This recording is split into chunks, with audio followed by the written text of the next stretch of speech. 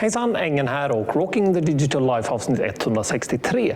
Och idag så hade jag tänkt prata lite grann om Pixelmobilerna. Som ni vet så fick jag min nya Pixel 4 XL för ungefär 1,5 månad sedan. Och jag har hunnit testa av en del av den. Det finns en del höjdare och en del saker som är lite mindre bra. Men om vi börjar med de sakerna som inte är riktigt så bra som man hade hoppats, så är det faktiskt kameran. Inte så att kameran sitter i dålig, för den är faktiskt fantastiskt bra, men jag saknar en kamera. Och det är ju den här ultra-widen. Pixel 4 har ju 2 stycken kameror till skillnad från många andra mobiler som har 3. Den har den vanliga kameran, den har en för zoom och den har en för, eller den har inte någon mer. Den har inte den här ultra-wide-kameran som man kanske hade hoppats man skulle kunna ha för att få riktigt bra översiktsbilder eller typ av städer eller natur eller så. Du får det här riktigt ultra-wide. Nu är ju det här inte ett massivt problem sådär, för att det går ju faktiskt att åtgärda. Jag använder mig av moment-linser för att sätta på så att jag kan ändå få den här. Men det är ju en liten potentiell försämring i ljus som du får när du sätter på en sån extending. Så det blir inte riktigt samma som att bygga in. Men det där är en sån sak. En annan sak, batteritiden som ni säkert hört om. Den är inte dålig, men den är absolut inte fantastisk. Hade jag haft den vanliga Pixel 4 så hade det förmodligen känts mycket sämre, för den har ett mycket mindre batteri. Så Pixel 4 XL den fungerar egentligen genom hela dagen och det är helt okej sådär. Men det är absolut inte bäst, jag hade förväntat mig lite mer. Men för att gå tillbaka till de riktigt bra sakerna då, så den är ju fantastiskt snabb, men det kan man förvänta sig av en ny mobil, så inte så mycket om det. Men jag har haft lite chans i alla fall att testa det här med exempelvis astroläget i fotot. När du kan ta en bild av en stjärnhimmel. Vilket är rätt fantastiskt egentligen, för det som händer är att du sätter upp mobilen, du tar ett foto, eller du tar flera foton egentligen under ungefär 4 minuter när jag testade det, som sedan sätts ihop till en stor bild. Nu är det så att under 4 minuter så hinner jorden röra sig så mycket så att stjärnhimlen blir egentligen streck. Men AI i det här kan kompensera för det så att du faktiskt får en riktigt tydlig och klar stjärnhimmel, vilket är skithäftigt, för astrofotografering är någonting som är riktigt svårt.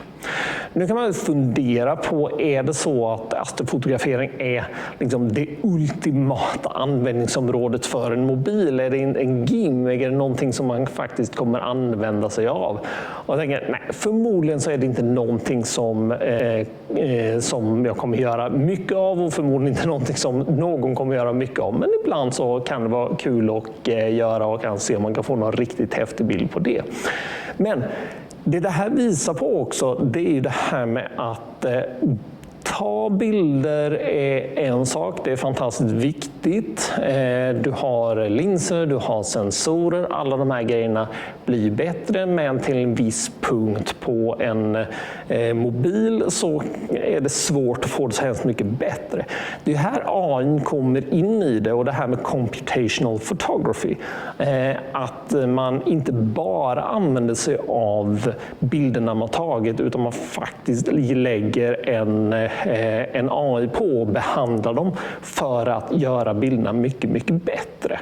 Så det är ju en sak som det här är ju oerhört viktigt, och det kommer ju absolut bli ännu mer viktigt även för om du använder dig av en systemkamera.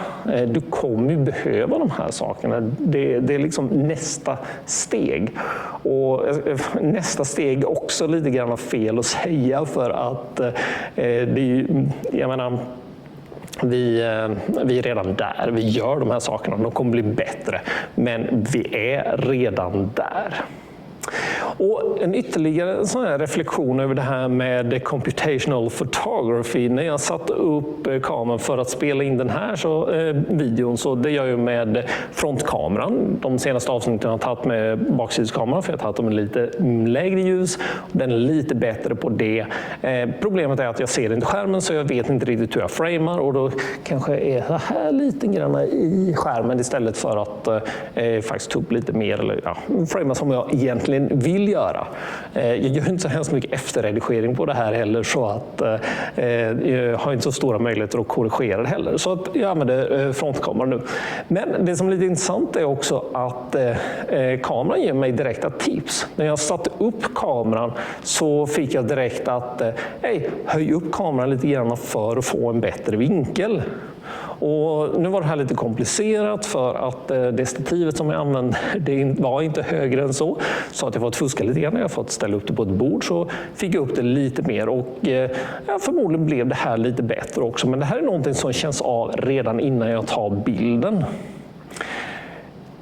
Pixel är också rätt intressant för att Google är ganska är involverade i att göra även gamla mobiler bättre. Förra året så jag gick ju från 2:an till 4:an, så jag hoppade över den som kom förra året.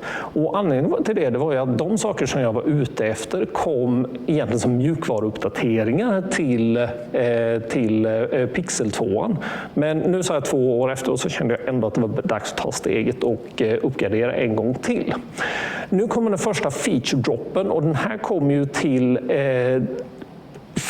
även de gamla mobilerna, i alla fall de flesta funktionerna. Och vissa sådana här saker säger mer om det här med bildbehandling, för att det är fortfarande en jättestor grej. Ni vet när man tar porträttbilder och får den här fantastiska suddiga bakgrunden så här. Ponera att du inte satte på det läget när du tog en selfie. Ja, men vad gör du då? Ja, med den uppdateringen så kommer man kunna lägga på det här i efterhand. Det behövs alltså inte ens djupinformationen för att få fram den effekten. Och det är jäkligt häftigt.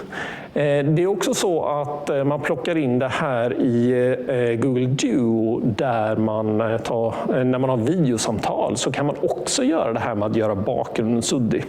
Jag hade ju tyckt det var jättefantastiskt om det också tog steget in i kameraappen, så att när jag spelar in de här filmerna så visserligen ser det helt fantastiskt häftigt ut här nere på byn, men hade det ändå varit snyggt att få den här suddiga bakgrunden, att göra det lite mer in focus på mig själv som objekt där.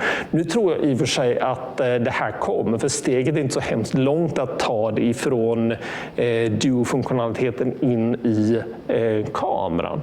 Men det säger också väldigt mycket om vad Google lägger fokus på, och just det här med bildbehandling. Andra roliga saker som kommer i den här feature drop som inte har med bildbehandling att göra är det här med call screening. Att du kan använda assistenten i mobilen för att svara på samtal som du misstänker är spam, så får du ett transcript egentligen på vad som sades, så kan du bedöma i efterhand ifall det här var relevant eller inte. Baksidan av det här, det kommer bara till USA än så länge. För den svenska transcriben är inte så pass bra än, och vi får vänta på saker. Nu kör jag i och för sig